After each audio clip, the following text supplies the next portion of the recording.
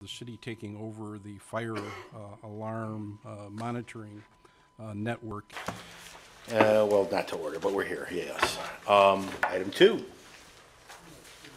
It's the alarm monitoring using radio network. ADT is currently the vendor. They own, operate, maintain, service the alarm panel, and then charge subscribers an appropriate rate. Staff is recommending this, that the city get into the alarm monitoring business. We've been working with Mr. Warren Olson of Fire Safety Consultants to assist us as we analyze this whole alarm monitoring situation. Okay, a little bit of a history on this. As Mike mentioned, in the case here of Wheaton, they've had an ordinance for some time that requires fire alarms that are installed to be direct connected to the city. Every one of the municipalities I do either has an ordinance or creating an ordinance. A lot of property owners don't see these fees separated out. A lot of times they come from the alarm company that they've hired to maintain the system. When the fire department has gone out, they tell people they can disconnect their phone line. People go, we're not paying for phone lines right now. Remember also that until January 1st of this year, we couldn't get into the radio business, radio wireless business, because we were under the umbrella contract of DUCOM. We've trained the fire marshal there. He shows them on their bill, and people go, oh, I didn't know what this $110 a month was. Now, ADT charges a rate also. And for alarm and trouble signal monitoring and notification only, it's $27 a month. ADT comes out and hooks up a new alarm subscriber. In addition to that fee of $98 to $185 the phone company charges, ADT is going to charge another $125. DUCOM, they get out of that 27 to 14. Currently, the city of Wheaton receives no revenue. I have not done one of these that the municipality has not owned it themselves. It's important to understand that nobody here in the city has to have any knowledge on radio networks. Now the municipality can provide a service without having the expertise. You hire a service to install and maintain the network and make sure it works. I have not done one of these that the municipality has not owned it themselves. The municipality, or if you would decide to go with vendor ownership, they're responsible, just as the phone company was, just as ADT was, you would be responsible for the radio and the head-end equipment. So you're just replacing them. The owner still has to take care of his own fire alarm system. City ownership options, the city could own the network, dealers could own the network. In both options, again, the dealer installs and maintains the equipment. The city expertise is not required. Now the municipality can provide a service without having the expertise. Currently there's 7 vendors of Keltron equipment, which is kind of the standard of the industry. The dealer goes out and gets the contracts, collects the fees from the businesses, and they may kick back a predetermined monthly fee per radio to the city for the privilege of doing work in your town. Establish a monthly service cost to the businesses, and this is, in every municipality I've done, and almost every one out there that I know of, it's been a great revenue source for the shareholders of ADT and AT&T for the last however many years. The cost of providing the service is less than people currently pay with the phone company and ADT. This is not new technology. The concept is not new. Head-end equipment, which currently exists at the fire station, that would be replaced. Radios at all the subscriber locations, all the equipment, maintenance and installation. This is not new technology. The concept is not new. All the existing clients can get a radio installed in their business, get going for no upfront costs. That's another advantage of owning your own network. This is not new technology. The concept is not new. Based on proposals I've seen come in over the last 2 years, would be roughly $900,000 due over the first 6 months. And most of the municipalities I work with don't have $900,000 sitting in the bank they want to spend, but most of them have come up with creative financing means to get that. The cost of running that individual radio that's out there would be $53 per month. That includes amateurizing the equipment costs, maintenance costs, the DUCOM fee, any outside billing fees, and any other associated costs. Generate a constant revenue stream. You'd be generating $28,224 in revenue. Generate a constant revenue stream, or roughly about $1/3 of $1 million.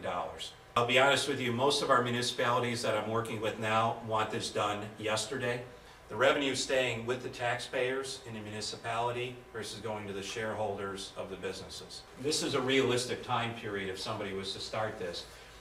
3 weeks to do the RFP preparation, 3 weeks for it to be on the street, 2 weeks for us to review it, a month for the city to usually take some action on it, awarding a contract. The equipment would take roughly 2 months to be ordered and then delivered. And then roughly it would take a month to put the initial equipment in, 4 months to install the rest of the radios, and that's a pretty aggressive schedule, for a total estimated time of about 40 weeks from the start of the RFP presentation until the last radio is installed. The neat thing with this Naperville model, as I'll call it, is that it allows the municipalities in every case to charge a lesser fee for the monitoring that they have required in their own by ordinance. Does ADT offer the radio wireless network? Could they potentially bid when we They went out will to bid? They will. Okay, They so will we bid could. on the front end equipment and then all the radios. They could also, if they desired, and they haven't, offer the radio system here in Wheaton. And that's kind of how I got started on this whole thing, was basically Councilman Johnson called me and said, I want to get rid of my AT&T charge. How do I do that? Well, it's nice that we're going to switch over the whole city for Councilman Johnson. That's really nice. I was in Naperville when the city switched over, and the only person upset about it was, well, ADT. For some reason or another, ADT has not upgraded their equipment here to accept radio signals. And we had to follow whatever ADT wanted to do. Very good. Mr. Olson, thank you. Thank you very much. Appreciate it. Thanks a lot.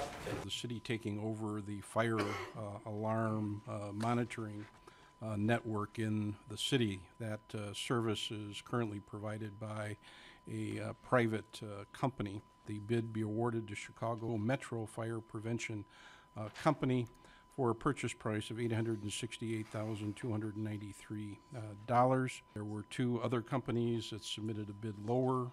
The consultant is recommending the third low bidder due to the fact that they did not believe that one of the companies had the capability to implement a system. The other company had some negative feedback from a number of the customers that they already have relating to their operations, their customer relations, and their system. Do we have a representative from the consultant here today? Sir, can you represent that in serving as the consultant, you don't receive any funds from any of the providers that you're recommending to us? That is correct. Okay. We do not, we work for, Your only compensation on this is the fee from the city? that is absolutely correct, sir. Okay, thank you.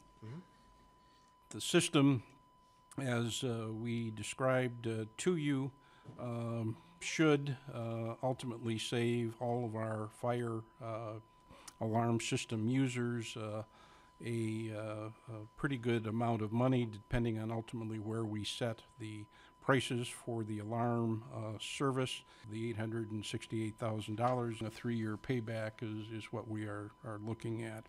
Would be paid back through the user fees that are established. It's going to be better for the customers. It's going to be better for the city. It's going to be better for our fire prevention, and it's going to reduce costs for everyone and provide some revenue for the city.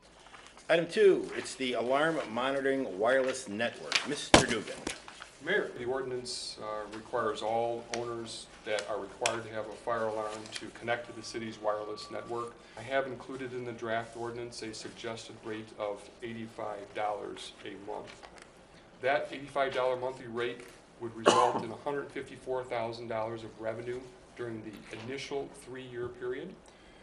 Once the equipment is paid off for and we don't reduce that $37 equipment rate, annual revenue to the city would be $437,000. Save current subscribers about $600 annually. It's such a rare opportunity where we can, generate revenue and save money. the customers money. And I was just wondering if we should consider taking advantage of this situation. From a scale of economy, most residential alarms would probably go to the central receiving stations because they offer these enticing packages to give you the whole alarm system, and then they get you on the monitoring. The people that are gonna take the biggest benefit of this are the commercial properties. The city taking over the fire alarm monitoring network